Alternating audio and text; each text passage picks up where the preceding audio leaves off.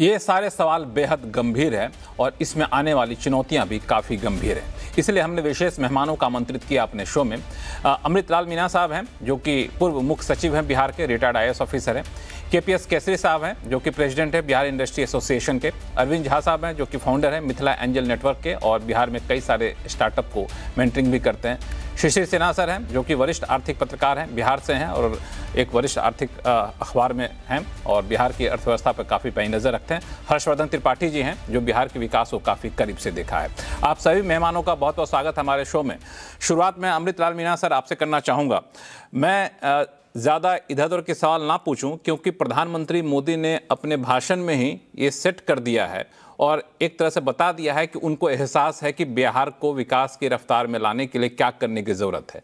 वो है निवेश लाना होगा, बाहर की इंडस्ट्री को लानी होगी और इसलिए उन्होंने आह्वान भी किया कि आप आकर के बिहार के जो लाल बाहर हैं वो पैसा लगाइए, दुनिया भर के निवेशक बिहार में पैसा लगाइए। मेरा सिंपल सा सवाल है, देश में इतने सारे राज्य हैं, वो बिहार में ही पैसा क्यों लगाएंगे?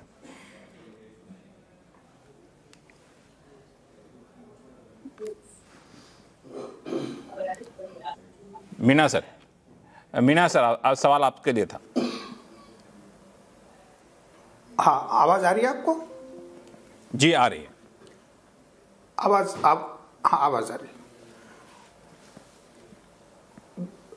देखिए, इन्वेस्टर्स के सामने देश के सभी राज्य और सभी अवसर है, लेकिन बिहार ने पिछले कुछ समय में जो अपनी बिहार इंडस्ट्रियल प्रमोशन पॉलिसी बनाई है उसमें राज्यों के जो सबसे अच्छी इंडस्ट्रियल पॉलिसीज है उसका सार समावेशित किया है।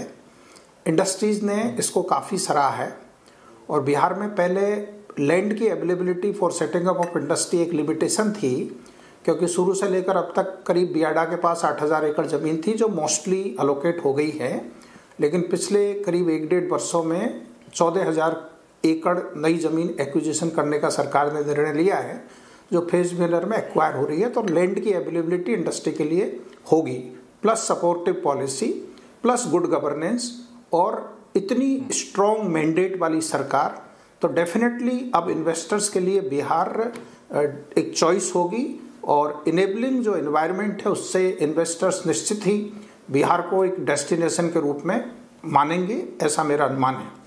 मैं दूसरी एक और बात आपको ये बताना चाहता हूँ कि जो प्रमुख स्कीम है मुख्यमंत्री महिला रोजगार योजना, जिसके बारे में कहा जाता है कि इस योजना का बहुत बड़ा कंट्रीब्यूशन है चुनाव के इस परिणाम में, तो वो जो स्कीम है उसमें 10,000 रुपये शुरुआती राशि दी गई है, लेकिन उसके अंतर्गत माइक्रो एंटरप्राइजेज होने हैं बड़े पैमाने पर, महिलाओं को अपनी इच्छा का रोजगार शुरू करना है।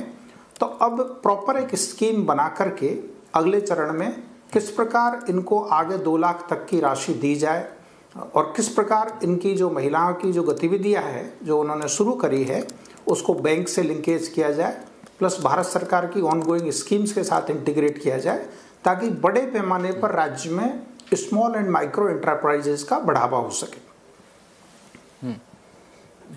दूसरी चीज़ मैं पूछ लूँ बाकी मेहमानों के पास जाने से पहले कि इंडस्ट्री के लिए जो जिन सुविधाओं की आपने बात की, एनेबलिंग एनवायरनमेंट की बात की, आपने कहा ज़मीन उनको लैंड बैंक मुहैया कराया जाएगा। एक जो बड़ा अट्रैक्टिव पॉइंट बिहार का प्लस पॉइंट कहा जाता है कि बिहार के पास एक काफ़ी युवा आबादी है, मतलब देश के जो युवा आबादी की औसत आयु है उससे ज़्यादा यंग बिहार का पॉपुलेशन है। तो इस पॉपुलेशन या वर्क फोर्स इंडस्ट्री को क्यों नहीं लुभाती है? आमतौर पर शिकायत ये रहती है कि वर्क फोर्स तो काफ़ी ज़्यादा है लेकिन स्किल्ड नहीं है। इसके लिए क्या रणनीति हो सकती है? और जब आप कुछ महीने पहले ही आप रिटायर किए हैं तो आप लोगों ने इस पर सोचा था?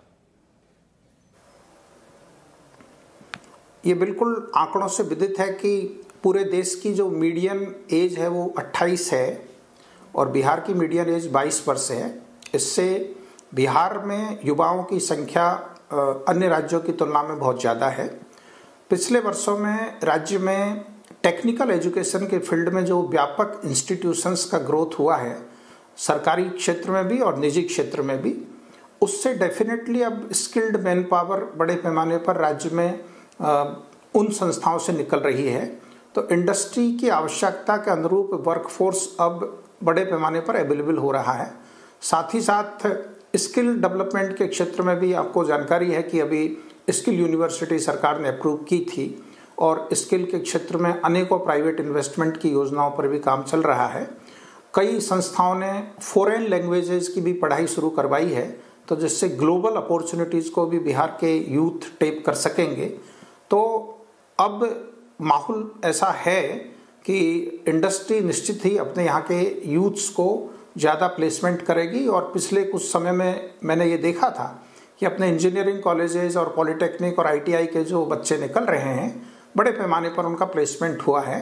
तो एनवायरनमेंट इम्प्रूव हो रहा है।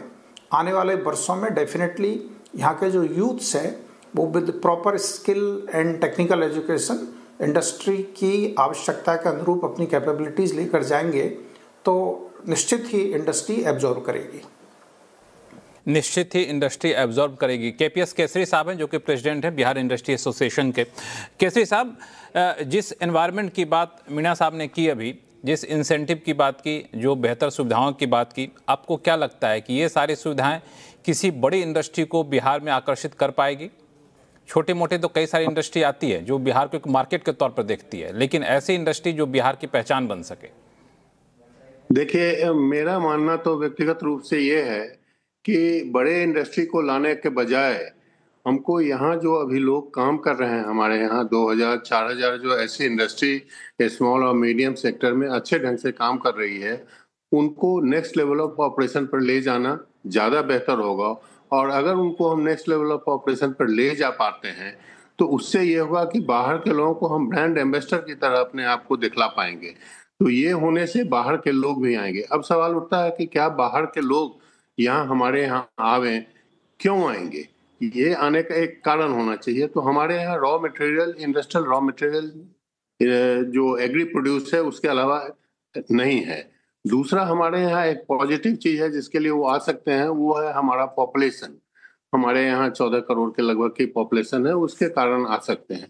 लेकिन वहाँ भी थोड़ी सी लिमिटेशन है हमारी, क्योंकि हमारी per capita income compare to national average 1/3 या उससे भी थोड़ा और कम ही है।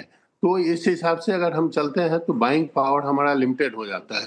तो बाहर से वैसे ही यूनिट यहाँ लगाने के लिए आना चाहते हैं जिसमें कि यहाँ के लोगों को सर्व कर सकें। जैसे कि कुछ आए भी हैं पहले और आज भी आवेंगे। वो होता है कि जैसे आप सीमेंट को देख लीजिए या बिस्कुट की इंडस्ट्री देख लीजिए या एफएमसीजी की कुछ इंडस्ट्री देख लीजिए, ऐसी आई हैं।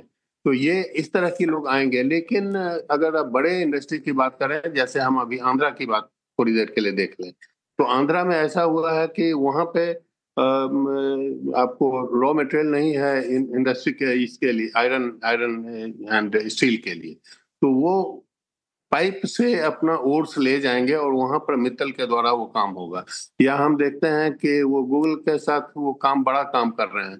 तो उसके लिए हमको एंकर इन्वेस्टमेंट की जरूरत होगी। कोई बहुत बड़ा इंडस्ट्री आवे तो काम होगा। तो जिस तरीके से हम बाहर से बड़े एंकर को अगर उठा कर ला सकते हैं जो कन्वेयर सिस्टम पे हमको इंडस्ट्री के डाउन बैकवर्ड लिंकेज के साथ काम कर सके, तो हमको लगता है कि प्रॉपर इंडस्ट्रियलाइजेशन का प्रोस्पेक्ट ज्यादा बढ़िया होगा। और दूसरी बात आपने अभी चर्चा की थी स्किलिंग की। तो स्किलिंग में इंजीनियरिंग कॉलेज डेफिनेटली हमारे डिस्ट्रिक्ट्स में, हर डिस्ट्रिक्ट्स में इंजीनियरिंग कॉलेज अब आ गए हैं, प्राइवेट इंजीनियरिंग कॉलेजेस भी आ गए हैं। बट हमको काम चाहिए, कामगार जो हैं हमारे skill man power soft floor पर जो काम करते हैं उनको हम हाई लेवल ऑफ स्किलिंग करें, उसकी आवश्यकता है। मतलब कि ITI जो है उनको हम सुदृढ़ करें और साथ ही साथ मे बी पॉलिटेक्निक्स जो हैं सॉफ्ट फ्लोर सुपरवाइजर जिनको हम बना सकते हैं उनको हम प्रॉपरली ट्रेन करें। और अब स्टेट ऑफ आर्ट टेक्नोलॉजी में नए नए मशीन पे उनको ट्रेन कराने की आवश्यकता है, जिसमें खर्चे मशीन को लाके हर को सुदृढ़ करके ज़्यादा इन्वेस्टमेंट करना होगा उस जगहों पर। और अगर हम सारे डिस्ट्रिक्ट में नहीं कर सकते हैं, हम बहुत ज़्यादा नंबर से नहीं कर सकते हैं, तो हम शुरुआत छोटे नंबर से करें, लेकिन centre of excellence in true sense हम करें स्किलिंग के लिए, वो बड़ी आवश्यक है।